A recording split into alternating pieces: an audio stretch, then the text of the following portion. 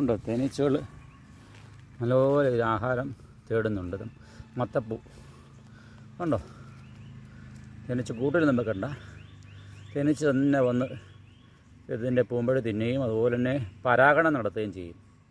അപ്പോൾ തേനീച്ചകളുണ്ടെങ്കിൽ ഒത്തിരി ഉപകാരങ്ങളുണ്ട്. നമുക്ക് നല്ലപോലെ മത്തങ്ങ കിട്ടും, തേങ്ങ ഇഷ്ടംപോലെ ഉണ്ടാവും. തെങ്ങിൽ ഏറ്റവും കൂടുതൽ പരാഗണം നടത്തുന്നത് തേനീച്ചകളുണ്ടോ, തേനീച്ചകൾ കണ്ടോ പരാഗണം നടത്തുന്നുണ്ടോ.